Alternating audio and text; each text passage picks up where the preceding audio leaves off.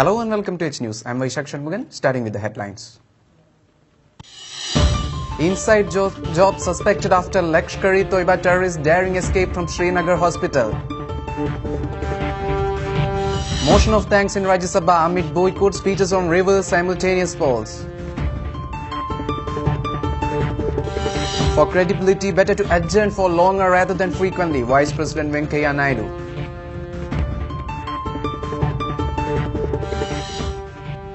World's most powerful rocket launched on a path that will take it near Mars.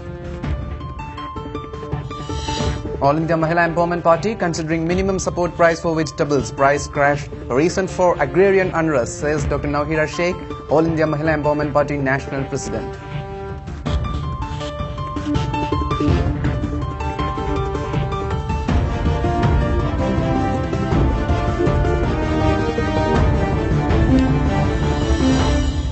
News in detail. Pakistani Lashkar-e-Toiba operative fled custody today at the Sri Maharaja Hari Singh Hospital in Srinagar, despite being guarded by 3 constables of the Jammu Kashmir police. 2 of those men were killed when the fugitives' accomplices opened fire at them in the hospital's parking lot. The police are on the look for the LET man, Muhammad Naveed Jatt, but they are even more worried about a possible inside job. They believe Jatt's escape was premeditated. Only they and the hospital's doctors could have known when he would have arrived at SMHS. Jatt, 22, had been brought to the hospital for a medical checkup. As soon as he got off in the parking lot, 2 Farhan-clad terrorists fired at the trio of policemen accompanying him. One died on the spot, another succumbed to his injuries later. In fact, a top source says an investigation is underway to determine whether he was given a pistol before he reached the hospital.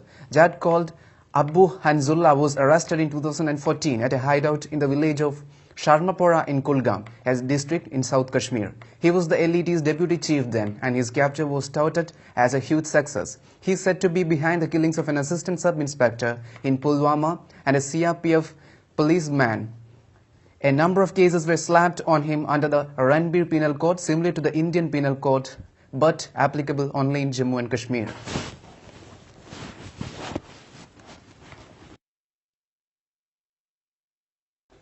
On a day when Rajya Sabha took up the motion of thanks for the President's address amid the boycott of proceedings by key opposition parties, regional parties raised state-specific issues while the JDU and the BJP hit back against opposition's criticism. AIADMK leader Vijala Satyanath sought the centre's intervention for release of Tamil Nadu's share of Kaveri water by Karnataka. Central government should take steps to release water and constitute Kaveri Management Board, she said. She also asked the centre to resolve the problems of fireworks manufacturers, saving none of them was using prohibited chemicals and 8 lakh families depended on this sector. Dilip Tirke sought an interstate tribunal for the Mahanadi and early release of compensation for people affected by the Polvaram project. The JDU's Ramchandra Prasad Singh hit back at leader of the opposition, Ghulam Nabi Azad, for criticizing Swachh Bharat and Ujjwala Yojana, saying the Congress did nothing when in power and was now unable to appreciate the NDA's efforts. Referring to the opposition observation that some governors were bypassing the state administration, Singh said the Congress had done the same in Bihar in 2005 and in Kashmir. Today, they are feeling anguished. Why? Maharaj Jain blamed the opposition for making fun of the Prime Minister while denying Congress allegations that the government has repackaged any scheme. To hear from the opposite side, one honorable member, is that the Jan Dhan Yojana is not a new one. ये नया नहीं है. अपने समय भी अपने काल भी था. लेकिन आप केवल नामांतरण किए हैं. उन्होंने बताया. ये कैसे है? They have to just verify. What was the number at that time? इतने गुना तो बढ़ हो गया. Now, newly 31 crore bank accounts have been opened. And especially for the Mahilas, from 28% to 40% SB account have been opened. So, वास्तव में ये नामांतरण नहीं है. वास्तव में आपका वो योजना था, वो तो नाम के वास्ते था. वो नाम के वास्ते था. ये योजना को अपने सरकार आने के बाद बदल करके ठीक काम के वास्ते किए हैं. इसलिए एक फर्क है. So the increase should be noted that. And one of our honorable members from Telugu Desam, I hope so, he has said, has observed, that On a day, the opposition boycotted Rajya Sabha proceedings, alleging its voice was being muzzled. Chairman M. Venkaiah Naidu told the House he was committed to allowing any issue to be raised according to rules and procedures, but adjourned the House until 2 p.m. because frequent adjournments are adversely impacting the image and credibility of this House. I realize some members have perhaps not properly understood my concern and anguish over the functioning of the House. I would like to reiterate again that it would be committed to allow any issue to be raised by anybody as per rules and procedures, and nobody should have any misgivings about that, Naidu said in the evening. Opposition parties were boycotting the procedures then. I am deeply concerned with the negative public perception of this August House on account of forced adjournments and that too quite frequently over the years, which frequently follows a pattern aiming at not allowing the House to function smoothly. Come what may, Naidu said. He said leaders of several parties have conveyed their anguish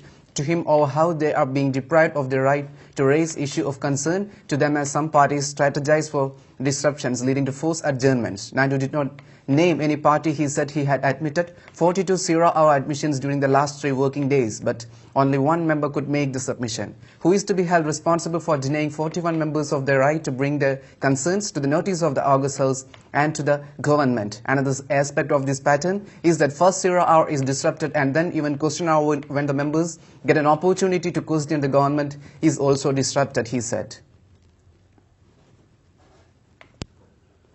The 30 script sensitive index on Wednesday opened a positive note during the morning session of the trade. The Sensex of the BSE, after opening at 34,563.30 points, touched a high of 34,663 points and a low of 34,464.91 points. On Tuesday, the Sensex closed at 34,195 points. The Sensex is trading at 34,460 points, up by 264 points or 0.77%. On the other hand, the broader 51 script Nifty at the National Stock Exchange opened at 10,607.2 points after closing at 10,498.25 points. The Nifty is trading at 1057 points in the morning. Police today arrested one more person accused in the murder of Chandan Gupta in Kasganj, a senior official said. One of the accused persons in Chandan Gupta murder case, Salman, have been arrested. We have recovered a country-made pistol and 2 cartridges from him. The arrested accused is a resident of Mohalla Nawab of Kasganj, Superintendent of Police Piyush Srivastava said today. Earlier on January 31st, the police claimed to have held Salim, the prime accused in the Chandan Gupta murder case. Subsequently, on February 3rd, one more person, Rahat, was arrested in connection with the killing. Gupta was killed in communal violence that broke out in Kasganj on the Republic Day. He died of gunshot wounds. The killing led to a spiral of violence in the western Uttar Pradesh town, in which at least 3 shops, 2 buses and a car were tossed. The administration also cracked the whip on WhatsApp group operating here. Police have registered cases under various sections of the IPC against WhatsApp group administrator Ram Singh for posting objectionable and communally inciting messages and pictures, and against group member Ajay Gupta for spreading enmity between people from 2 communities. A case has been registered against them at Ganjdwara police station, District Magistrate R.P. Singh said. SpaceX successfully launched what is now the world's most powerful rocket Tuesday, a towering behemoth known as the Falcon Heavy that tore through the sky with the thundering force of 18,747 jetliners, lifting off from the same launch pad that sent a crew of Apollo 11 to the moon. The rocket sent up a mountain deep plume of smoke and a rattling roar across Florida's space coast, where thousands gathered to watch. The mission represented the first test of the massive rocket powered by 27 engines in 3 boosters that are essentially strapped together. The maiden flight also marked the first time a privately financed rocket ever attempted to boost a payload out of Earth's orbit. As a promotional stunt, SpaceX founder Elon Musk loaded the Falcon Heavy with his own cherry red Tesla Roadster carrying a spacesuit-clad mannequin in the driver's seat. He said he planned to send the convertible built by another one of his companies into an orbit that would take it near Mars. It was a beautiful day for a launch. Clear blue sky, a slight breeze, warm weather that attracted space vans by the thousands who lined the beaches and causeways in anticipation. You can feel the energy, said Dale Kutchman, an executive at Space Florida, which seeks to boost the state's aerospace industry. It's been a long time since we had so much enthusiasm, and everyone and their brother is trying to remember whatever favor that might have done for us to get a pass. If SpaceX can fly the Falcon Heavy reliably, the rocket could prove useful to the Pentagon for lifting national security satellites and for NASA's human exploration goals. SpaceX says the rocket is capable of hauling more mass further than any existing rocket, an estimated 140,000 pounds to low Earth orbit and nearly 40,000 pounds to Mars. But industry officials say there are some concerns about how big the market is for the Falcon Heavy.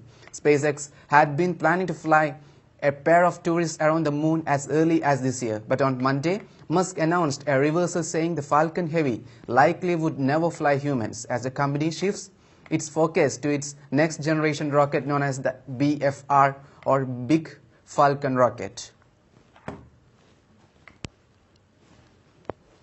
Back in hills, after nearly 8 months, Mamata Banerjee, Chief Minister of West Bengal, talked peace and development at a rally in Siliguri on Tuesday. Ms. Banerjee renamed a road after Subhash Ghai, the founder of Gorkha National Liberation Front, which started the movement for Gorkha land in the late 1980s. The late GNLF leader had played a significant role in ensuring the construction of the road, she said. Addressing a rally at the Kanchenjunga Stadium in Siliguri, the Chief Minister hit out at the centre, claiming that the Union Budget 2018 has completely ignored West Bengal. She said her party, the Trinamool Congress, is with Chandrababu Naidu's TDP and completely understands their state as Andhra Pradesh has also been deprived. Bengal government fully supports Andhra Pradesh and others who have been neglected, she said. Elaborating on her party's plans in the coming weeks to set up protests against policies of Narendra Modi government, Ms. Banerjee said, Trinamool Congress Women's Cell will take out a rally on March 6 and 7 in every block, and on March 8, a massive rally will be organized in South Bengal and North Bengal to protest huge hike in fuel prices. Without taking names, the Bengal Chief Minister alleged that sitting in Assam, BJP is planning to divide North Bengal's several districts by doing communal politics. The Chief Minister's Darjeeling visit is being seen as a stock-taking exercise since the 104-day shutdown that crippled life in the hills.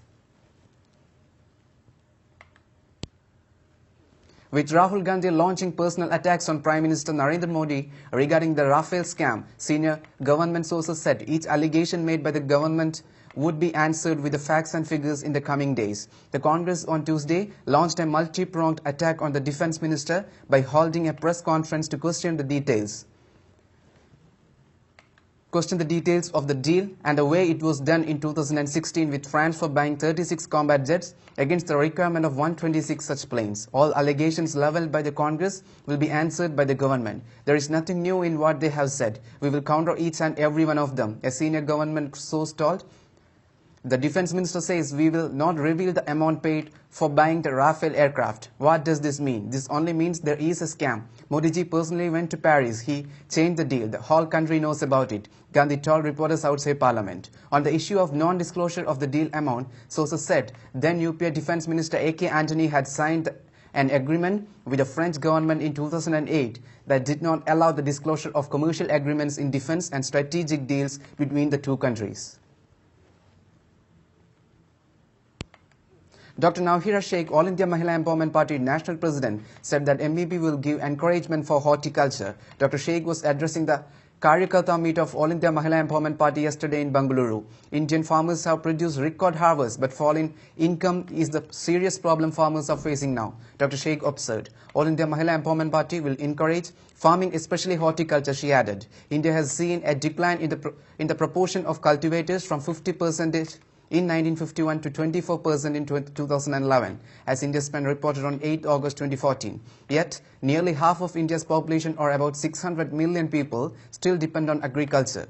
Horticulture output was a record nearly 300 million tons, or 4.8% more than 2015-16, with potatoes now experiencing a glut leading to unrest among potato farmers, recording an 11% increase over the previous year. MEP will provide minimum support price for vegetables so that farmers won't suffer from the burden of crash in prices. She also said that MEP is considering establishing cold storage units to store vegetables to encourage horticulture in small land holdings.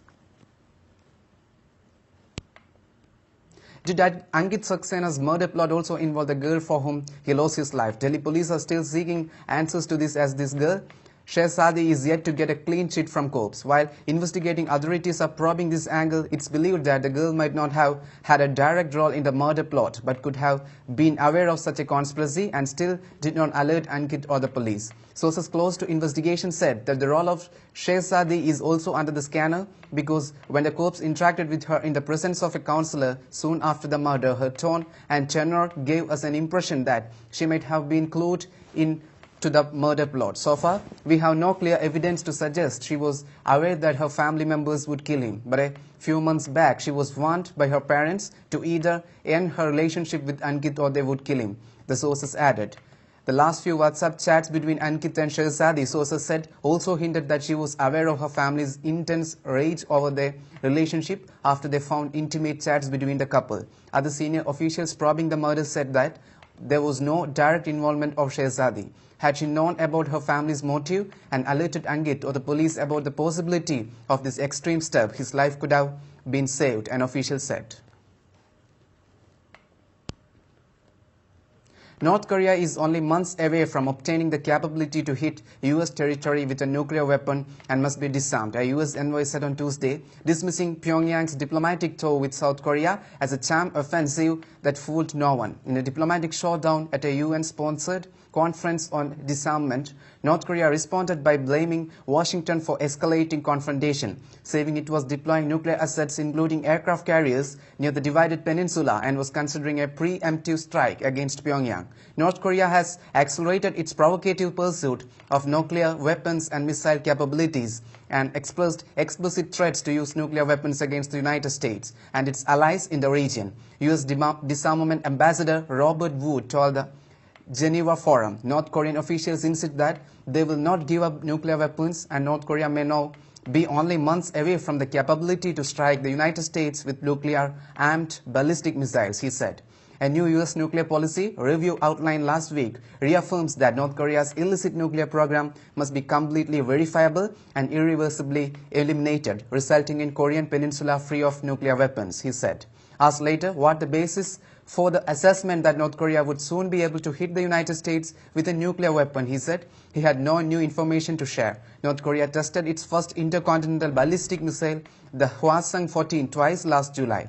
In November, it tested the Hwasong-15, believed to be capable of reaching the continental United States. It's not yet believed to have the capability to mount a nuclear warhead on a ballistic missile. North Korea is under tightening UN Security Council sanctions for its banned nuclear and ballistic missile programs. But recent weeks have seen a tour with South Korea after Pyongyang agreed to send athletes to compete in the Olympic Games opening on February 9 in the South. An aggressive and dominant India would be keen to seal a 3-0 lead in the six-match one-day international series against the depleted South Africans when the two sides meet at Newlands, Cape Town on Wednesday. India are 2-0 ahead in the series and are also away ahead mentally and physically as the hosts are struggling to recover from an array of injuries that have plagued them throughout the series. They lost Dale Steyn during the first test and now are without the services of A.B. de Villiers and at least till third ODI Faf du Plessis and Quintin de Kock, both of whom are out of the remainder of the ODI as well as the T20 series. In this scenario, South Africa would do very well indeed to recover from 0-2 deficit, which looks unlikely as of now. The visitors won the first two matches of the series in Durban and Centurion by 6 and 9 wickets respectively, dismantling the home side with consummate ease. Twice previously, India have managed to win two ODIs in a bilateral series in South Africa, in 1992-93 and in 2010-11. In the later instance, the visitors shot into a 2-1 lead only to lose the five-match series, 3-2 in the end.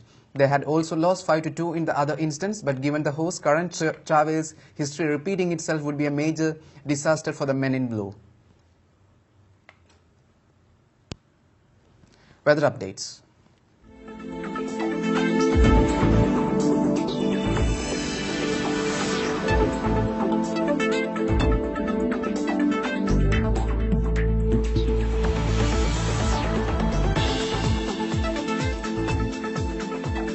Mass timings.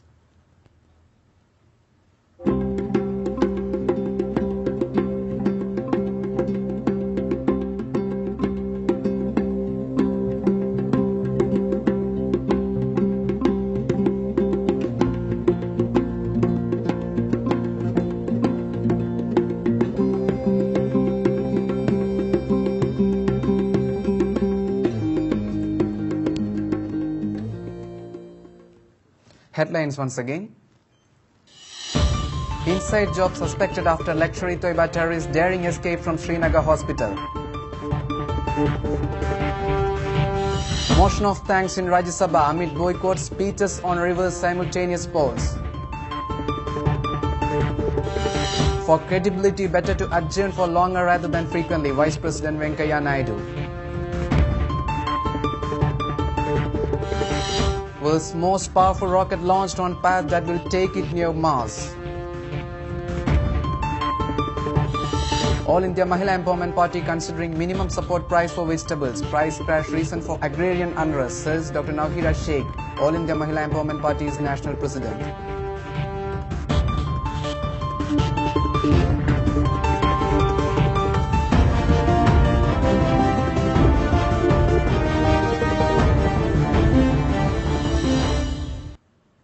That's all for the hour. Thank you for watching H News.